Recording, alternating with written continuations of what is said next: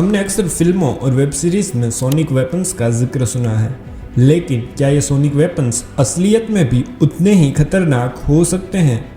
जी हाँ, आम सी महसूस होती ये ध्वनि तरंगे किसी के भी सेंट्रल नर्वस सिस्टम को बुरी तरह से डैमेज कर सकती है। साउंड का एज एन साइकोलॉजिकल वॉरफेयर तो यूज सदियों से होता रहा है, लेकिन ये वर्ल्ड वॉर 2 के दौरान पहली बार था कि एक ऐसा सोनिक वेपन तैयार किया गया था जो किसी को फिजिकली हार्म कर सकता था। सोचिए, आम सी ये ध्वनि तरंगे जिसकी मदद से हमें आवाज़ सुनाई देती हैं, उसका एज एन वेपन इस्तेमाल किया जाने लगा है। कई कंट्रीज की पुलिस इस तरह के सोनिक वेपन्स का इस्तेमाल भीड़ को दूर भगाने के लिए करती है, जो बिल्कुल ही लो क्वालिटी के सोनिक वेपन्स होते हैं। तो आइए आज के इस वीडियो में इन्हीं सोनिक वेपन्स के बारे में डिटेल में जानते हैं। To the U.S. Navy's modern use of long-range acoustic devices, sonic weapons have played a crucial role in military strategy.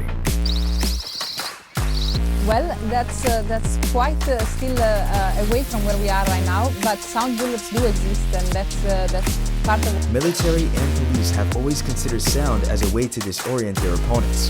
In World War II, when Germany led a siege on Stalingrad, the Soviet Union played Argentine tangos through loudspeakers. सबसे पहला sonic weapon world war 2 के दौरान बनाया गया था और ये sonic weapon Hitler के द्वारा बनाया गया था।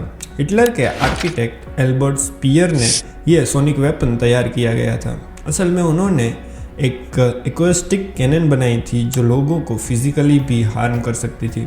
ये एक साउंड की बीम को छोड़ती थी और ये 100 यार्ड्स दूर तक अपने टारगेट को निशाने में ले सकती थी। हालांकि इसका इस्तेमाल कभी भी नहीं किया गया था। आज के समय में अगर हम देखें तो LRAD यानी कि लॉन्ग रेंज एक्वेस्टिक डिवाइसेस जैसे सोनिक वेपन्स का इस्तेमाल किया जाता है, जो साउंड की एक बीम को छोड़ते हैं और ये वेपन्स 149 डेसिबल से भी ज़्यादा की आवाज़ को प्रोड्यूस कर सकते हैं, जो किसी को भी परमानेंट हियरिंग लॉस तक भी ले जा सकती है। सोनिक वेपन्स का use as an psychological warfare के रूप में तो कई समय से होता आया है, जैसे कि प्रोटेस्टर्स को दूर भगाने के लिए। US की पुलिस कई बार प्रोटेस्टर्स को दूर भगाने के लिए उन पर सोनिक वेपन्स का इस्तेमाल करती है। उन्हीं प्रोटेस्टर्स में से एक प्रोटेस्टर का कहना था कि जब उन पर सोनिक वेपन्स का इस्तेमाल किया गया तो उन्हें पता ही नहीं चला कि उनके साथ आखिर हो क्या रहा है।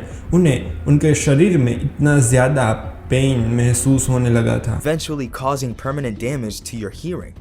In an interview, Corey Choi, an audio producer, reported on the 2014 Black Lives Matter protests in New York City. He said, "Horrible, nauseating pain hit my body, and then I realized it was sound. At first, you just think, what's happening to me? Your body goes into complete pain and panic mode. It's the sound equivalent of looking into the sun. The sound is so disorienting, and although you might think that all you have to do is run in the opposite direction of where it's coming."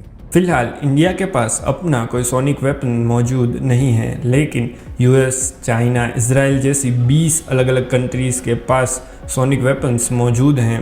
कई सारी navy ships भी sonic weapon का इस्तेमाल करती है enemy ship से बचने के लिए और तो और पायरेट शिप्स को दूर भगाने के लिए। तो यही थी सोनिक वेपन्स पर एक नज़र।